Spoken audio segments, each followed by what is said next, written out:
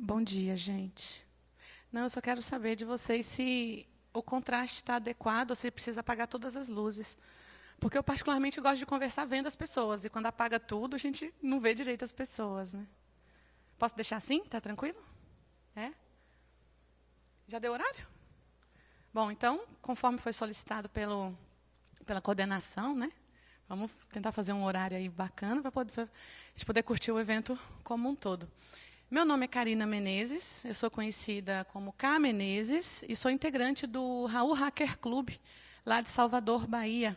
Eu também sou professora na UFBA, Universidade Federal da Bahia, e eu trabalho e estudo tecnologias e educação. Eu sou pedagoga, eu estou morrendo de frio, porque, gente, é diferente o clima de Salvador, viu?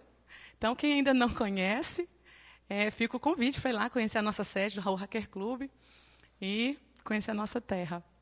Bom, o que eu estou trazendo para vocês aqui é fruto da minha pesquisa na UFBA, e, ultimamente, eu tenho pesquisado hackerspaces. Aí eu gostaria de saber de vocês aqui, quem aqui conhece, já ouviu falar, faz parte de hackerspace?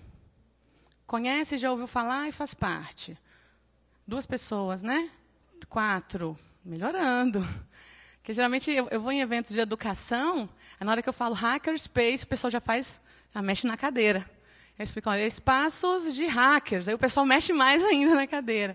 Que não é o caso desse, né, aqui do nosso contexto. Então, tem uma parte introdutória que eu acho importante, e tendo também, né, a dimensão que muitos de vocês aqui presentes ainda não conhecem. O que é o espaço hacker? Essa imagem aqui, ela é feita na nossa primeira sede, lá no Raul Hacker Club. E é um pouco mesmo essa ideia que a gente tenta trazer, lutar, criar tecnologia popular. E a ideia dos espaços hackers, ela tem realmente sido muito fortalecida a partir dessa ideia da tecnologia feita nas comunidades, feitas nos locais, não feita em grandes empresas, para depois serem fechadas e vendidas para outras grandes empresas que depois vendem para a gente. Mas realmente é um processo de desconstrução, de engenharia reversa, que acontece em garagens, que acontece em salas alugadas, que acontece em espaços públicos. E isso tem sido, então, uma tônica dos últimos 10 anos, de modo geral, no mundo e aqui no Brasil. Iguais e diferentes, algumas experiências de hackerspace brasileiros, desculpem aí. Iguais e diferentes. Foi interessante que, a partir do momento que eu comecei a estudar esses coletivos hackers, eu percebi que cada um é realmente de um jeito. Eu escolhi 4 ou 5 experiências, porque o nosso tempo aqui é curtinho, e eu escolhi por alguns aspectos que eu vou destacar, algumas singularidades, mas, ao mesmo tempo, hackerspaces também são iguais. São iguais o quê? Na filosofia. A grande maioria, eles realmente têm uma filosofia pautada na ideia do software livre, do conhecimento livre e do conhecimento produzido de forma compartilhada. E aí eu quero, então, seguir. Passa para mim. Isso aqui eu sempre trago nas minhas apresentações. Usamos software livre porque assumimos um compromisso político com o desenvolvimento social e científico do nosso país. Lembrando que eu transito em locais em que realmente não se usa software livre, sempre está lá o janelinha, que a maioria da população realmente utiliza, mas eu faço questão de criar um conflito em relação a isso. Aqui eu trouxe em PDF, mas geralmente eu faço em Inkscape. Eu levo o Inkscape, coloco na máquina da pessoa e a pessoa não vê que aquilo não funciona. Então, você cria um impacto na instituição. Mas eu também não sou boba. Eu levo também em formato PDF, geradas imagens, porque eu quero mostrar o material. Só que eu gosto, praticamente, de criar esse conflito. Por quê? Aí eu explico. O Inkscape é livre, poderia ter sido instalado nessa máquina, não precisaria passar por esse aperto. Exatamente para poder mexer, né, com os locais em que a gente transita. Eu acho que essa é uma das nossas responsabilidades. Pode passar? Obrigada. Então, Hackerspaces a brasileira, né, que foi o primeiro título de quando eu comecei a fazer essa pesquisa. Hackerspaces, eles são tomados por Felipe Fonseca como laboratórios experimentais tecnológicos. E aí é legal porque é experimental. Tanto a formação do próprio coletivo, do próprio laboratório, como é experimental também o que se faz lá dentro. A gente tem vários outros formatos possíveis de labs. A gente tem percebido aí no nosso país e fora dele, que são os Media Labs, os Maker Labs, os Fab Labs e os Hackerspaces. Então, geralmente, os Media Labs são mais focados para a produção de linguagem audiovisual, artes visuais. Os Maker Labs são os laboratórios de fazedores, né, que se juntam e, às vezes, alugam um determinado espaço, alugam equipamentos. Os Fab Labs também têm um pouco essa pegada do Maker Labs, mas também voltado para uma forma de aluguel, de compartilhamento, que geralmente gera alguma grana, né, em cima disso, até para a sustentabilidade do espaço. E os Hackerspaces? O que diferencia o Hackerspace de tudo isso aí, né? A filosofia da ética hacker, que realmente os Hackerspaces se pautam nessa filosofia na sua constituição. Então, eles tendem a ser horizontalizados. Eu vou falar uma coisa que, para mim, soa engraçado. Eu sou presidente do Raul Hacker Club. O que você faz lá? Olha, eu, como presidente, é sério, eu faço bem pouca coisa. Mas, agora, nós temos todo um grupo que atua horizontalmente para poder manter o nosso espaço. E aqui mostra uma reportagem. São Paulo terá a maior rede Fab Lab públicos do mundo. E o que isso significa para a cidade? Então, esse movimento dos laboratórios ele tem realmente crescido muito, pautado numa ideia de que se aprende realmente na prática, uma ideia antiga, que agora a gente está retomando, e pautado também na necessidade de produção de tecnologias socialmente referenciadas aqui no nosso país. E aí o Hackerspace tem como diferencial... Você passa para mim mais um slide, por favor? Alô? Oi? Obrigada, que é isso. A lista de Hackerspaces. Esse aqui eu tirei do site do Garoa. O Garoa Hacker Club, para quem ainda não ouviu falar, ele é o primeiro Hackerspace urbano do nosso país. Ele tem mais ou menos 5 a 6 anos. E essa lista aqui foi tirada dele, lá do site do Garoa. Se eu não estou enganada, aqui tinham 23 Hackerspaces sinalizados. Inclusive, tem aqui em Porto Alegre, acho que o pessoal do Mate Hackers é daqui. É daqui do Sul, né? Não consegui ainda conversar com o pessoal do Mate, mas está na minha listinha. Mas é engraçado, porque aqui tem mais ou menos 23, mas só na minha pesquisa eu tenho 4 que estão fora dessa lista. Então, tem muito mais. Essa lista do Garoa foi tirada do movimento mundial dos Hackerspace, mas nem todo Hackerspace nasce automaticamente ligado, né, ligado a esse movimento mundial. Tem Hackerspace que nascem mesmo por desejo da comunidade, que sequer sabia que existe esse movimento. Então, nasce mesmo como um laboratório experimental. Passa mais um para mim? E aí, uma coisa que eu sempre trago diferenciando, apesar de não gostar muito, né, dessa separação, mas aqui no Brasil ela é bastante didática. Quando eu falo de Hackerspace, lembrando que geralmente eu falo para públicos ligados à área de educação, né, a gente faz sempre essa distinção, que hacker não é criminoso digital. Hacker não é a pessoa que quebra a senha para poder causar transtorno. Hacker não é ladrão, não é isso. Os hackers são pessoas que acreditam na filosofia da ética hacker, no compartilhamento, na abertura, no direito, acesso de todos à informação, à tecnologia, através dos computadores. Então, eu insisto muito nisso, e eu trago essa diferenciação aqui, porque ela é didática. Né? Cracker é aqueles que quebram senhas. Só que, do ponto de vista analítico, isso traz alguns embaçamentos, porque coloca aquela ideia, né, a gente tem aqui o lado negro da força, e aqui o Jedi. Mas a gente que está no mundo sabe que não é assim que funciona. E isso é interessante porque faz com que a gente discuta na nossa sociedade o que são, então, esses atos ilegais que os hackers cometem. Por exemplo, quando quebram uma patente de um hardware que é proprietário. Isso é crime. Perante quem? Segundo quem? Então, isso tornaria hackers crackers. Então, a gente faz a diferenciação, mas sempre traz essa questão, né, por trás. E aí eu gosto de falar para o pessoal também sobre o Richard Stallman, né, que criou a licença GPL, e aí ele é um dos nossos ícones mesmo da ideia do conhecimento livre, compartilhado e aberto. Passa para mim? Bom, a gente destaca os princípios da ética hacker, com base em Pekka Rimani, né? E aí, segundo esse autor, nós temos a paixão, a liberdade, o valor social, a abertura, a atividade, criatividade e cuidado. Então, a ética hacker, na leitura deste autor, ela se pauta nesses princípios. A paixão tem muito a ver com o desejo, né? O de estar ali. O desejo, o jogo, a ludicidade, ou seja, esse campo da afetividade que faz com que vocês, hackers, estejam ligados ao computador, fazendo o que fazem, e aí acabam se tornando, né, alheios à família, alheios às atividades sociais, na visão das outras pessoas. É o que a gente chama, então, de paixão. Está ali por gosto, pelo gosto do jogo, pelo desafio. A liberdade. A liberdade também se liga muito, hoje em dia, à ideia de flexibilidade. Então, não dá, por exemplo, em áreas de tecnologia, para a gente fazer esse trabalho de bater cartão 8 da manhã para sair 6 da noite. Então, a ideia de liberdade também está muito ligada à forma de produzir do hacker. Tem a ver com os horários em que ele vai trabalhar, o que ele vai fazer, como ele vai construir. Mas isso não significa que não hajam regras, que não haja rotina, que não haja compromisso. O valor social é bem interessante, né?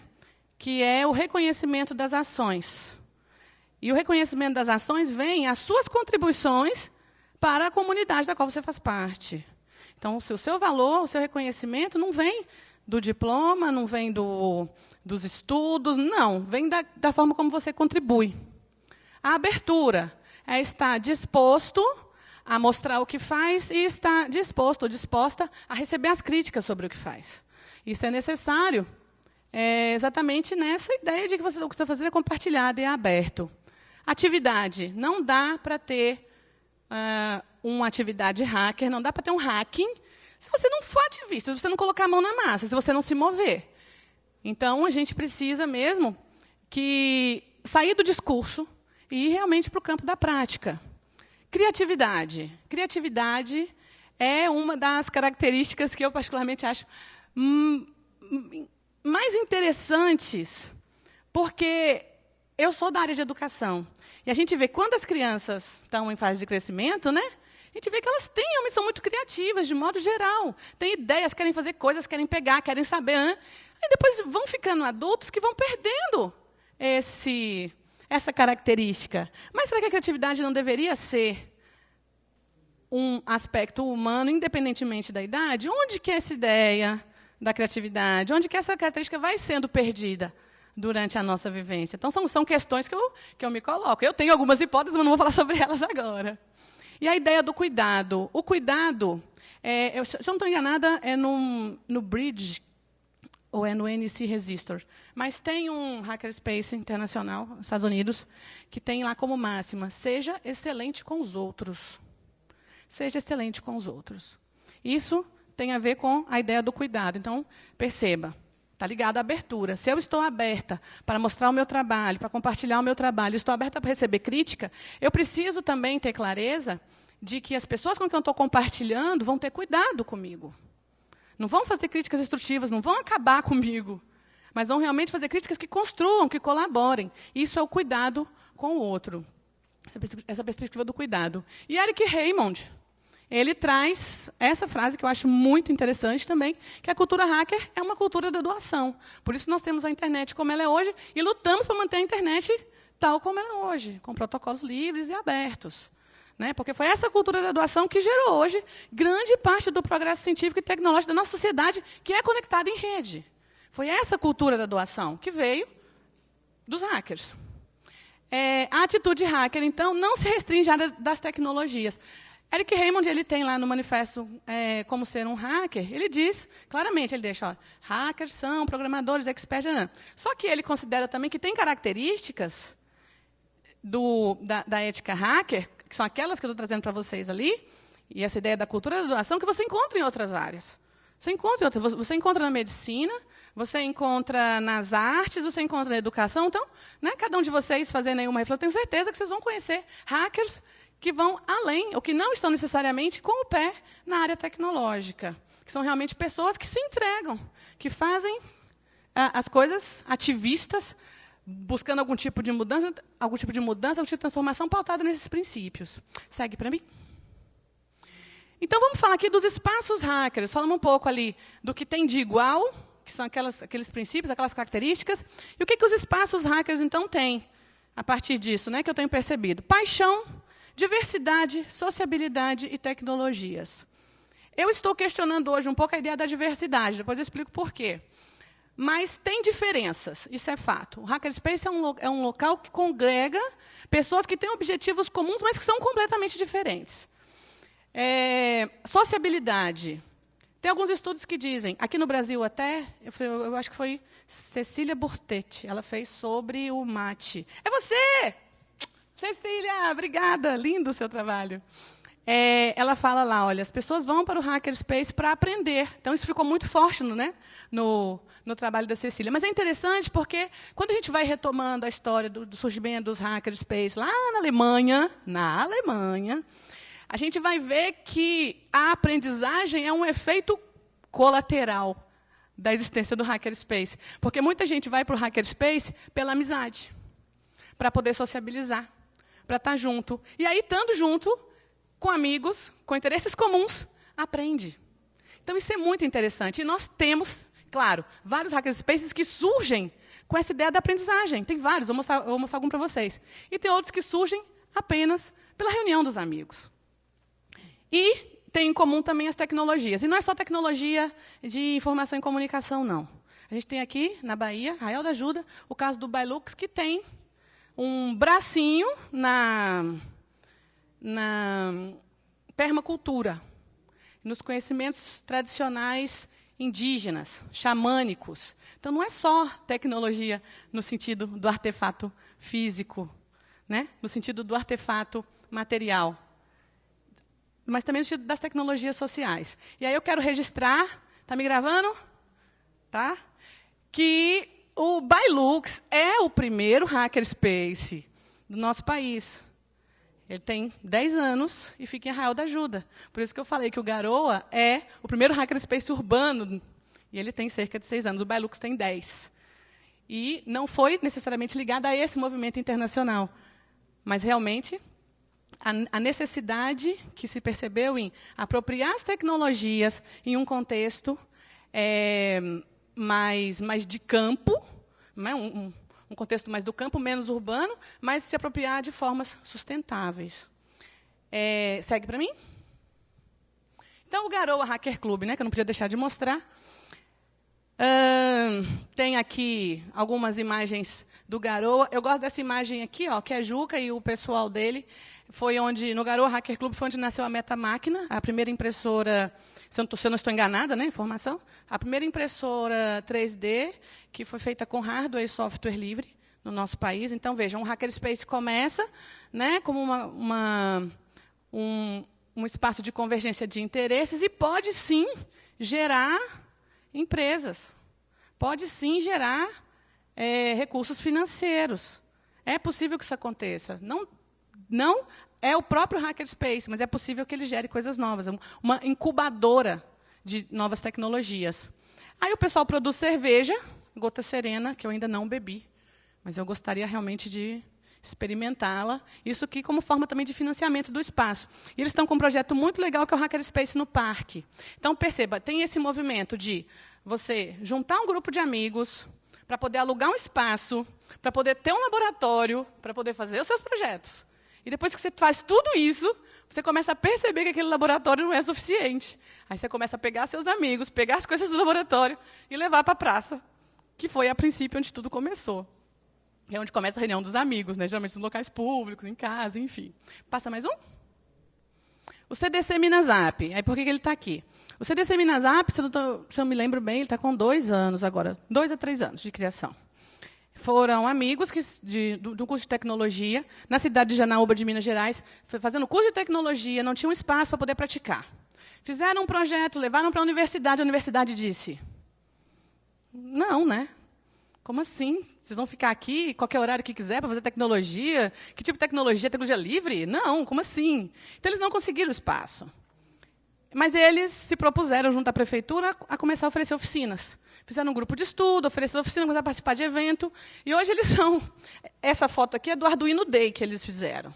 Tinha 800 pessoas no Arduino Day. Caramba, 800 pessoas em um Arduino Day. Então, hoje eles têm um Hackerspace que não tem uma sede própria. Eles têm uma garagem em que guardam os equipamentos, um espaço em que fazem formação e um outro espaço ligado à prefeitura que faz oficina. E, mesmo assim, eles ainda acham que precisavam de uma sede própria. Mas olha que interessante, olha quando o pessoal se organiza, olha, nós não temos espaço de formação. Olha a demanda latente que eles conseguiram só nessa associação entre eles. Vamos fazer tecnologia na nossa cidade. 800 pessoas em um Arduino Day. Passa para mim. O Barco Hacker, Belém do Pará. Eu fiz um artigo chamado Nerds Flutuantes. Merece, né, gente? O Barco Hacker, da Camila Brito, ele é ligado à Casa de Cultura, então é um formato também diferenciado de Hackerspace. Além de acontecer no barco, ele é ligado à Casa da Cultura, só que ele não tem um fomento público, exatamente por causa do formato. É difícil você conseguir convênios ligados à Hackerspace. Porque é tudo muito burocrático, né, para você conseguir convênios e projetos, enfim. E as pessoas ligadas à Hackerspace raramente são ligadas a instituições. Então, o Barco Hacker faz, geralmente ele também é mantido pelos marinheiros, pelos navegantes. Eles organizam algumas caravanas, algumas excursões, né, sobre o barco, para poder ir hackeando canais não navegáveis na região amazônica, em Belém do Pará. E aí, nossa, e eles vão, então, com câmeras, notebooks, internet tem? Não, não tem internet. Aí então como é que eles vão hackear em locais que não tem internet? Tem lugar que não tem nem luz elétrica. Nossa, que tipo de saberes esses hackers levam para essas pessoas que não têm sequer luz elétrica? É a pergunta que eu faço para vocês, que são da área de tecnologia. Então, o que se discute geralmente? Né? Alguns das oficinas que foram feitas, por exemplo, discussão de dados abertos, mas aí utilizando exemplos que são palpáveis para o pessoal da ilha, coisas que eles têm acesso. Informações de rádio, informações de jornal, informações que eles recebem, mas não têm a compreensão do que seria o acesso aos dados abertos. E várias outras oficinas. O pessoal faz um menu de oficinas e essa galera sobe no barco e vai. Vai fazer programação desplugada também. É possível de se fazer. Gente, é sério, eu acho linda essa coisa da programação desplugada. Eu queria ver como é que isso funciona, não vi ainda. Mas eu acho tão bacana isso, mas eles fazem. E aí, seguindo, então, Garagem Hacker. Esse exemplo também é interessante, que é um coworking lá em Curitiba. A Garagem Hacker começou com amigos que precisavam de um espaço para poder fazer as suas atividades profissionais, né? Um de redes, outro de software, e esqueci os outros dois quem eram da área, mas de áreas diferentes. Então, eles estavam de um lugar para trabalhar, ficaram na garagem de um dos colegas. Ou seja, eles estão compartilhando um espaço de trabalho, né? Acabam compartilhando também clientes, cada um na sua área, e eles convidam estudantes para poder estar junto. E, nisso de chamar estudantes, né, para ficar como estagiário, enfim, eles abrem a Garagem Hacker às sextas-feiras, geralmente, para estudos hacker. Então, você vai lá em Curitiba, você tem o churrasquer. Um negócio assim, viu? Ou é o churracker. Eu não sei nem falar, apesar de gostar de churrasco. Gosto de churrasco. E aí eles usam um Arduino, sabe Deus para quê? Eu sei que eles não acham esse Arduino, mas eles fazem o churrasquer. E aí, o que mais eles fazem lá que eu acho engraçado? Dia dos objetos voadores não identificados. Aí ficam lá com coisas voadoras, enfim. Então, não são coisas ligadas ao trabalho, mas são ligadas à ideia do desafio, da aprendizagem, e são encontros abertos. Isso diferencia um hacker club. Geralmente, quando você faz um hacker club, um espaço hacker, quando você faz uma atividade, não é só para aquele grupinho. Você faz e divulga na sua página, nas suas redes, e quem aparecer é recebido, quem aparecer é acolhido. Esse é um diferencial. Que, de modo geral, os Fab Labs, os Media Labs e os Maker Labs não são abertos a todos. E os hackerspaces tendem a ser, e geralmente são. Passa para mim. E o Hacker Club, lá na Bahia, né, que é o nosso espaço, a gente tem alguns projetos bem diversos, né? Essa imagem do meio ali, ela mostra como tudo começou. Então, veja, o pessoal do Garoa hoje está já levando o Hackerspace para a praça. A gente começou o nosso Hackerspace no Largo da Dinha, comendo acarajé, discutindo o processo, geralmente é assim que nasce um hackerspace. Até a gente conseguir, então, a nossa sede, onde nós temos lá projetos ligados à robótica livre, temos um grupo de estudos em Arduino, em eletrônica e Arduino, exatamente para pessoas que não entendem nada disso. Então, é bem uma introdução mesmo. E ali nós temos o projeto Crianças Hacker, que é o projeto do qual eu vou falar no sábado. Qual que é o diferencial do Crianças Hacker? A gente propõe atividades ligadas à tecnologia com crianças pequenas. Então, a gente tem, quando eu comecei, meu filho tinha 3 anos de idade. E aí eu levei meu filho de 3 anos de idade para um hackerspace e tinha lá. Quem já foi um hackerspace sabe que é um lugar meio perigoso para crianças pequenas. Tem muita ferramenta para todo lado, e coisa de pão de energia elétrica. E criança é um bicho muito curioso. Um bichinho curioso é criança, né? Mas aí nós temos o projeto Crianças Hacker, que foi interessante porque nos ajudou mesmo a repensar esse espaço também para ser inclusivo para as crianças. E aí a gente tem também uma certa liberdade nas linguagens que utilizamos, o pessoal escreve nas paredes para poder deixar os recados para os próximos, né? E na Bahia costuma-se usar... Na Bahia não, sem generalizar, desculpa. Salvador, né, tem algumas palavras que são usadas como vírgula, né? Palavras que seriam consideradas palavrões em outros lugares. E aí o pessoal escrevia essas coisas na parede, né? E aí eu, por conta das crianças, tinha que chegar, apagar. Eu falei, ei, tem crianças aqui. E por que isso é legal? Porque mostra realmente essa diversidade de cada um dos espaços e a forma como a gente vai tentando acolher as demandas de cada um dos elementos participantes. E aí, quem tiver interesse, né, em buscar um processo de criação de hackerspace na sua região, procura a Cecília, que já defendeu. Ó, eu ainda não, tá? Eu vou defender ainda. Mas aí fala com a gente mesmo, para a gente poder ajudar nesse processo. Passa para mim? Então, os espaços hackers, eles indicam, né? Compromisso, criatividade, resistência e colaboração. Essa ideia do compromisso é interessante. É um lugar que a gente vai porque a gente quer, a gente faz porque a gente deseja. Então, a gente acaba criando um compromisso nosso com o outro. Geralmente, os hackerspaces são financiados eles são financiados pelos próprios membros, né? No nosso caso, nós pagamos uma mensalidade. Nós temos também um espaço chamado Unlock, em que nós recebemos doação.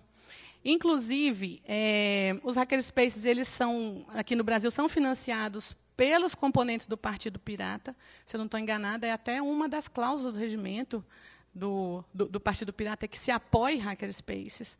Então, a gente cria esse compromisso do ponto de vista financeiro, mas muito mais do ponto de vista pessoal. Porque quem não tem condição, por exemplo, de arcar com a mensalidade, para poder pagar um aluguel, geralmente trabalha no hackerspace. Ou trabalha na limpeza, ou mantém aberto, ou toca projetos lá dentro. Porque o mais importante é manter o hackerspace aberto. E o hackerspace só fica aberto quando tem projetos. E só tem projeto quando tem gente, quando tem criatividade. Então, é possível você estar no hackerspace, mesmo que você não tenha grana. Você pode estar lá dentro, isso é muito bacana. E é também um ato de resistência. Resistência porque a gente precisa dar conta de todas as questões financeiras, né? Como eu estou dizendo para vocês. Resistência por quê? Você está deixando de estar em outros espaços para estar no hackerspace. E aí, quem aqui sofre bullying da família, né? Dizendo, poxa, você não para de trabalhar. Poxa, você só fica aí. Poxa, você só fica nesse computador. Não compreende que esse espaço que a gente vai, o hackerspace, não é um espaço de trabalho, mas para a gente é um espaço de leveza, de sociabilidade, de diversão. Então, também é resistência. E é também resistência política, porque lá a gente trabalha com software livre, com tecnologia livre. Lá a gente tenta trabalhar com engenharia reversa, tenta desmontar patentes, isso tudo é resistência. A gente tenta o tempo todo. E trabalhar com tecnologias sustentáveis o tempo todo. E é um espaço pautado na colaboração. Então, olha, estou precisando de ajuda em alguma coisa, a gente sempre joga na lista, o pessoal vem, colabora. Se não tiver essas 4 características aqui, né, e o compromisso abraçando tudo, é complicado no hackerspace dar certo. Então, por isso que é legal a gente criar um núcleo. Na verdade, o núcleo são vários núcleos em que essas características circulam. Tem grupos no meu hackerspace que eu não faço ideia de quem sejam. Mas eu sei que eles estão lá, e eles mantêm o hackerspace aberto, e fica funcional, e faz sentido para as pessoas. E é por isso que a gente acredita realmente na causa. Passa para mim. E aí, o que eu tenho procurado, então, né, ultimamente? Nos espaços hackers, que educações acontecem? Quais são as educações possíveis? Essa imagem aqui, ó, é de um dos encontros da Crianças Hacker, que nós fizemos aquelas baratinhas elétricas, né, com o motorzinho Vibracal. cortamos a cabecinha da escova de dente e, com a bateria, colocamos ali e a escovinha andou. Só que, para chegar nesse processo, quebra celular, põe martelo na mão da criança. Pôr martelo em mão de criança, gente, é desesperador. Então, isso mostra... Quando é filho da gente é uma coisa, mas quando é filho dos outros, a gente fica... meu Deus, se ele martelar o dedo. Então, o que a gente aprendeu? Que a gente coloca crianças e adultos numa situação realmente horizontal. E eu tenho outra coisa. Os pais têm que estar muito presentes, as mães têm que estar presentes. E o mais bacana é que os pais e as mães aprendem juntos. Então, tem atividades que nós fazemos com as crianças, por exemplo, acender um LED. Acender um LED, pegar um LED positivo, negativo, colocar na bateria. Tem pais e mães, até adultos, que não sabem fazer isso. Não sabem ligar um circuito. E, se for para pensar, isso é um conhecimento necessário para as questões da nossa casa. Tic, tic, tic, a lâmpada não está acendendo, o que será que está acontecendo? Então, a gente aprendeu, e eu gosto dessa imagem por causa disso, que adulto e criança, nesse processo, tem que estar junto. Não dá para primeiro eu aprender as coisas e inteirar da minha área e saber que tecnologia eu tenho que saber por dentro e saber que eu tenho que usar software livre, se eu não conseguir trazer isso para as crianças com quem eu estou convivendo. A gente precisa realmente fortalecer mesmo essa nossa luta, e eu acredito que começar com as crianças é extremamente importante. E quais são, então, as educações possíveis, né? Aí, como eu falei antes, é uma educação mais ativista, mais prática. É uma educação que realmente promove a interação do adulto com a criança. Tem um aspecto interessante que eu gosto, quando eu falo dessa interação adulto-criança. Nós temos lá no nosso grupo o Fernando Moreira, ele é professor de robótica. Ele tem prêmios na área de robótica, ele é do IFBA. E aí, numa dessas atividades... Volta para mim uma imagem, volta, por favor. Mais uma. Pronto, é aquele rapaz ali de cavanhaque que está segurando o nosso lançador de aviões de papel. Ele é professor de robótica, ele é todo criativo, todo inventivo. E aí, um dia, ele levou para esse nosso encontro, pode voltar naquela, por favor, para esse nosso encontro, que está todo mundo ali sentado no chão, ele levou um notebook, um carrinho de como é que chama, gente? Controle remoto. Um carrinho de controle remoto e um controle remoto que ele fez o hacking lá, e funcionava pelo computador. E está mostrando para as crianças. E tinha um menininho pequenininho, um Samizinho, perguntou para o Fernando, professor de robótica, né? Tio, o que é movimento? Tá, aí eu pergunto para vocês. Tios, tias, o que é movimento? Para um menino de 3 anos de idade. Ele é professor de robótica. Eu tenho certeza que ele poderia usar cinética, ele poderia usar mecânica, ele podia pegar movimento em qualquer um dos contextos que vocês quisessem. Mas aí ele olhou para mim assim, naquele desespero. Karina, o que eu falo para esse menino de 3 anos? O que é movimento? Ele com o Arduino na mão, com o negócio aberto, piscando a luzinha, o menino todo curioso. Aí eu olhei para ele assim, eu estava lá do outro lado da sala, do pátio. Fernando, é o que mexe. Aí o menino olhou para ele, olhou para mim. E pronto, continuou. E aí, por que eu estou falando isso? Porque isso tem a ver com uma coisa que eu acho que a gente está precisando nas escolas. Ouvir os jovens, ouvir a criança, e tentar realmente dialogar com eles da forma como eles nos compreendam. Porque a gente tem visto o que está acontecendo hoje com a nossa educação. Então, estamos com jovens chegando sem ser alfabetizados. A culpa não é somente dos professores, mas de todas as políticas públicas. Mas uma coisa que eu tenho, né, como hipótese, que a gente realmente precisa fortalecer, é fortalecer essa comunicação entre os adultos e os aprendizes, ou seja, trabalhar com relações horizontais. E isso, a prática, a vivência nos hackerspaces nos mostra. Passa mais um para mim? Bom, esse é meu e-mail lá da UFBA, que é carina.menezes@ufba.br. Fico aí super aberta, tá, para ponderações, e dúvidas, e sugestões, e outros contatos. Eu gostaria só de mostrar para vocês uma pasta. Eu dei uma acelerada para a gente poder, né, quem tiver dúvida, quiser bater um papo. Mas eu queria mostrar para vocês uma pasta, você abre para mim? Que eu mostrei 4 hackerspaces, né? Mas eu queria mostrar um conjunto de artigos. Cadê ela? Está aqui no... Isso. São um conjunto de artigos, não precisa abrir, não, que eu escrevi junto com o Gildásio Júnior, lá do Raul Hacker Club, sobre hackerspaces aqui no Brasil, Então, a gente mapeou o Área 31 em Belo Horizonte, estão vendo pelas pastas, né? O Barco Hacker, o Calango Hacker Club, lá do Distrito Federal. Muito bacana. Essa ideia do igual de diferente, eu fiz por causa de um vídeo que o Otávio postou na página do Calango Hacker Club, vale a pena verificar. O CDC Minas App, que eu já falei. O Bailux, que fica em Arraial da Ajuda. O For Hacker, pô, gente, For Hacker, desculpa, eu não estou lembrando onde é, não. Fortaleza, pronto, Fortaleza. O Garagem Hacker, o Garoa. O Oeste, HC. O Pixa, que fica no Espírito Santo. O Hacker Club, o Sagui, acho que é daqui da região. Ai, meu Deus, não lembro também, desculpa. O Teresina HC. E ainda está faltando mais uns 4, que eu já tenho dados para poder escrever. E ainda tem alguns que eu quero mapear aqui. Então, a gente está realmente num movimento crescente, um movimento necessário. Eu estava ouvindo aí que os prognósticos para o conhecimento livre, para o software livre, para o hardware livre, não são muito animadores. Por isso, a gente realmente precisa levantar a poeira, a gente precisa se mexer, e a gente precisa realmente fazer ciência, vou colocar bem entre aspas aqui, ciência na garagem. Não é nem ciência de garagem, é ciência na garagem mesmo. A gente precisa disso. E, no mais, eu agradeço imensamente a paciência de vocês e fico à disposição aí para quem quiser conversar, sei lá. Valeu, pessoal. Obrigada.